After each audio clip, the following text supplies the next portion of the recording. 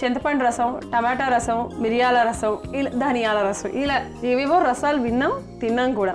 కానీ అవిసె గింజలతో రసం ఎప్పుడైనా తయారు చేశారా? లేదు కదా. అవిసె గింజలు తినాలి, చాలా మంచిది అని అనుకుంటూ ఉంటాం, కానీ తినం. ఈసారి ఇలా రసం పెట్టుకొని ట్రై చేయండి. ఇంటిల్లిపాది కూడా తినచ్చు, ఆరోగ్యంగా ఉండొచ్చు.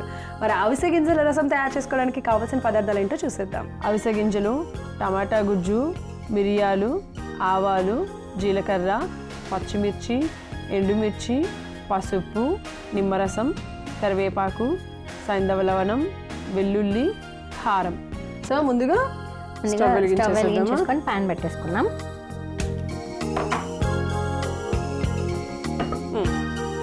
ఇప్పుడు మనం ఏం చేద్దామంటే అవిసె గింజలను డ్రై రోస్ట్ చేసేసుకున్నాం. ఓకే.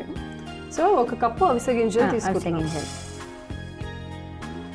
అవిసె గింజలు అలానే మిరియాలు కూడా వేసేసుకున్నాం ఒకేసారి. డ్రై రోస్ట్ ఎన్ని మిరియాలు? ఎంత? దానిలో హాఫ్ వేసుకున్నాం. ఇంట్లో హాఫ్. ఓకే. సో అంటే ఇన్ని వేసుకోవాలి.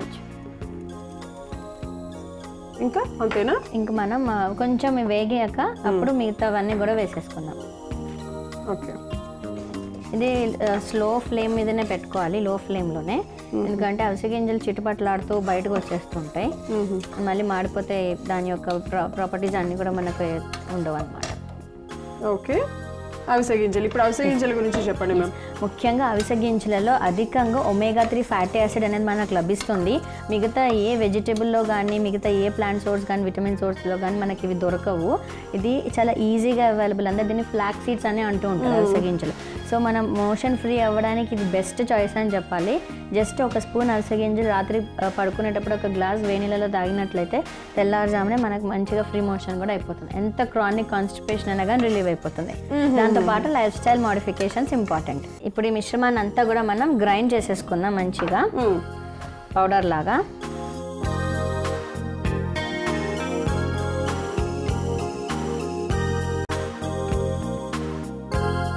సో దీన్ని మిక్సీ జార్లో వేసుకొని ఉంచుకున్నాం, ఎందుకంటే అధికంగా వేడిగా ఉంది కదా, కొంచెం చల్లారేంత వరకు ఉంచేసుకున్నాం. ఓకే. సో ఈలోపు మనం నార్మల్ చారు ఎలా అయితే చేసుకుంటామో, రసం ఎలా అయితే చేసుకుంటామో ఆ ప్రాసెస్లోనే మనం నూనె వేసుకొని తాలింపు వేసేసుకున్నాం. ఓకే. 2 స్పూన్లు నూనె వేసేసుకున్నాము. ఇప్పుడు 1 స్పూన్ ఆవాలు,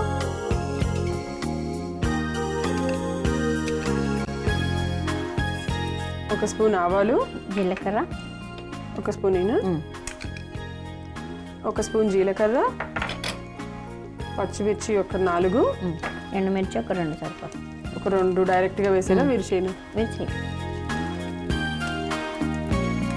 వెల్లుల్లి రెబ్బలు కూడా వేస్తాం. ఓకే. డైరెక్ట్గా వెల్లుల్లి రెబ్బలు చిన్నవి, అంటే 10 వెల్లుల్లి చిన్న తీసుకున్నాం. అదే పెద్దవైతే కనుక 5 సరిపోతాయి. అలా వెల్లుల్లి రెబ్బలు ఇవన్నీ వేసుకున్నాం కాబట్టి కొద్దిగా వేయించుకుందాం. కరివేపాకు కూడా వేసేనా? వేసేసాం.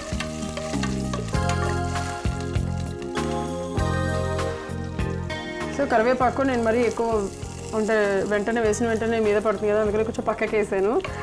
సో దట్ మనకి నూనె చిన్నకుండా ఉంటుంది. ఇప్పుడు చూసారు కదా, అబ్బా అసలు కరివేపాకు ఇవన్నీ వేస్తే అసలు ఆ ఫ్లేవర్ ఎంత బాగుంటుందో కదా, చాలా అంటే చాలా బాగుంటుంది. భలేగా చూడ్డానికి కూడా ఎంత బ్యూటిఫుల్గా ఉందో చూడండి. కొంచెం వేగనిద్దాము, ఎందుకంటే మనకి ఆ గార్లిక్ కూడా మంచి కలర్ రావాలి కాబట్టి పసుపు కూడా వేసేసుకుందాం. ఓకే. కొద్దిగా 1 హాఫ్ స్పూన్ పసుపు.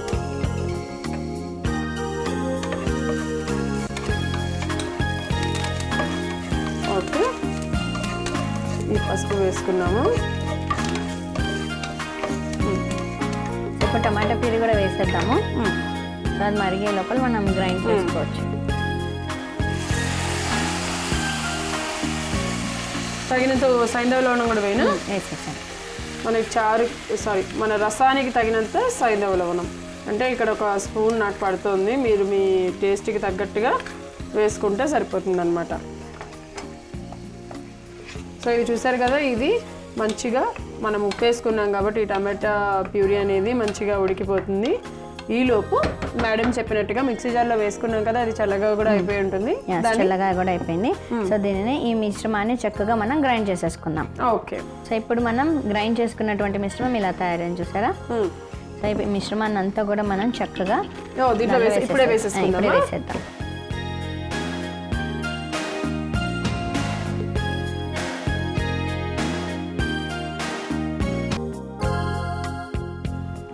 మొత్తం వేసేసాను, ఒకసారి కలిపేసేస్తాను.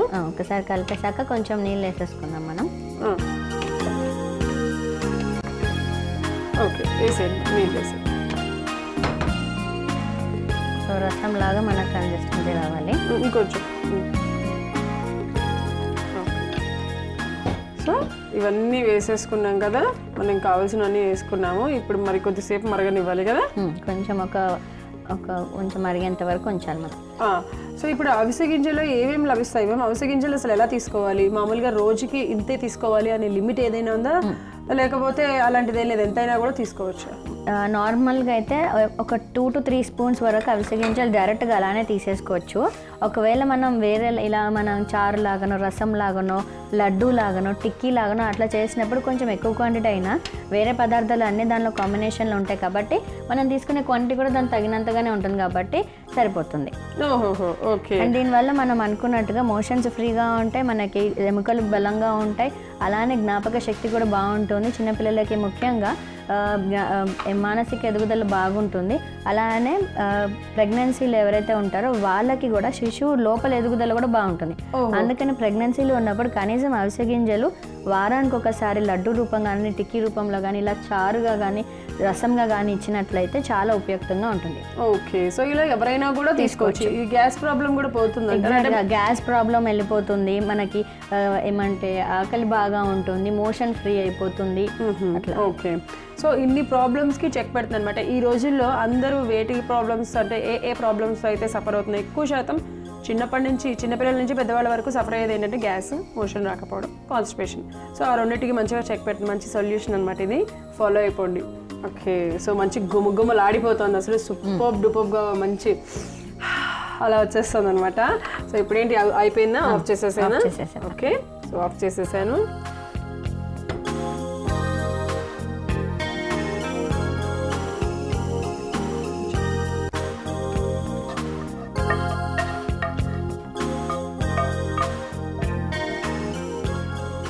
సో ఇది కొంచెం చల్లారాక అప్పుడు కొంచెం లైట్గా నిమ్మరసం అలా ఒక చెక్కని పిండేసుకుంటే సరిపోతుంది. సో ఇప్పుడు మనం ఒక చెక్క నిమ్మరసాన్ని పిండేసుకున్నాం.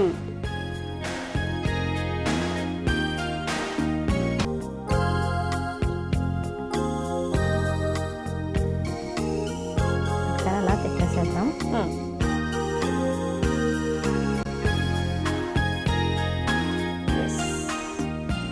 సో ఎంతో రుచికరంగా ఉండేటువంటిది, అలానే కాన్స్టిపేషన్ని ముఖ్యంగా రిలీవ్ చేస్తూ మనకి కావాల్సినంత ఒమేగా 3 ఫ్యాటీ యాసిడ్ అందించేటువంటి అవిసె గింజల రసం రెడీగా ఉంది.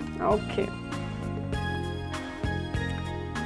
సో చూసారు కదా, అవిసె గింజల రసం తయారు చేసేసుకున్నాము. చాలా కొత్తగా ఉంటుంది, ఎంతో రుచిగా ఉంటుంది, మరింత ఆరోగ్యాన్ని అందిస్తుంది. ఒమేగా 3 గురించి మనం ట్యాబ్లెట్స్ వేసుకుంటూ ఉంటాము, ఒమేగా 3 మనకి రావాలి అని చెప్పేసి. సో ఇలా ట్యాబ్లెట్స్ రూపంలో కాకుండా ఇలా రసంగానే అంటే ఇలాగా అవిసె గింజల్ని వాడుతూ అప్పుడప్పుడు మేడం చెప్పినట్టుగా లడ్డూల రూపంలోనో లేకపోతే ఒక 3 టేబుల్ స్పూన్స్ అలా తినము, ఇలా రసం రూపంలో అయితే ఇంటిల్లిపాది కూడా ఏం చక్కగా తినచ్చు, వాళ్ళందరికీ కూడా మంచిగా పట్టేస్తుంది. అంతేకాకుండా కాన్స్టిపేషన్ ప్రాబ్లం కూడా తగ్గిపోతుంది, గ్యాస్ ప్రాబ్లమ్స్ కూడా పోతాయి. సో ఇన్ని ప్రాబ్లమ్స్కి చెక్ పెట్టి అవిసె గింజల రసం ఎలా ఉందో ఫస్ట్ నేను టేస్ట్ చేసి చెప్పేస్తాను.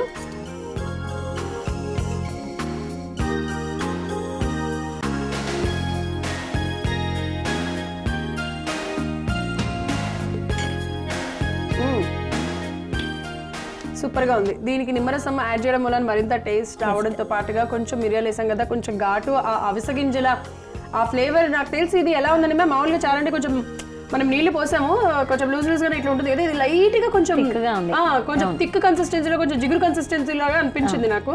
బట్ టేస్ట్ అయితే మాత్రం భలే ఉంటుంది అబ్బా. అలా వేడివేడి అన్నంలో చారేసుకొని తింటే మాత్రం మోతెక్కిపోతుంది. ట్రై చేసేసేయండి. మరి ఇంత ఆరోగ్యాన్ని రుచిని ఇచ్చే అవిసె గింజల రసం ఎలా తయారు చేసుకోవాలి, దానికి కావాల్సిన పదార్థాలు మరొకసారి మీకోసం. అవిసె గింజల రసం తయారు చేసుకోవడానికి కావాల్సిన పదార్థాలు: అవిసె గింజలు, టమాటా గుజ్జు, మిరియాలు, ఆవాలు, జీలకర్ర, పచ్చిమిర్చి, ఎండుమిర్చి, పసుపు, నిమ్మరసం, కరివేపాకు, సైంధవ లవణం, వెల్లుల్లి, కారం. అవిసె గింజల రసం తయారు చేసుకునే విధానం: ముందుగా స్టవ్ వెలిగించి పాన్ పెట్టుకొని అందులో అవిసె గింజలు అలాగే కొద్దిగా మిరియాలు వేసి సన్న సెగ మీద వేగించుకొని ఒక మిక్సీ జార్ తీసుకొని అందులో వేసి పక్కన పెట్టుకోవాలి. ఇప్పుడు అదే ప్యాన్లో 2 చెంచాల నూనె వేసి 1 చెంచా ఆవాలు, 1 చెంచా జీలకర్ర, పచ్చిమిర్చి, 2 ఎండుమిర్చి, వెల్లుల్లి రెబ్బలు, కరివేపాకు, 1/2 చెంచా పసుపు అలాగే 1 కప్పు టమాటో గుజ్జు, రుచికి సరిపడా సైంధవ లవణం వేసి బాగా కలుపుకోవాలి. ఆ తర్వాత గ్రైండ్ చేసుకున్న అవిసె గింజల మిశ్రమము అలాగే సరిపడా నీళ్లు పోసి మరికొద్దిసేపు మరగనివ్వాలి. రసం బాగా మరిగాక స్టవ్ ఆఫ్ చేసి సర్వింగ్ బౌల్లోకి తీసుకొని మిశ్రమం చల్లారాక 1 చెక్క నిమ్మరసం పిండి కలుపుకుంటే కాన్స్టిపేషన్ సమస్యలను తగ్గించి శరీరానికి ఒమేగా 3ని అందించి కొలెస్ట్రాల్ను, గ్యాస్ సమస్యలను తగ్గించే అవిసె గింజల రసం రెడీ.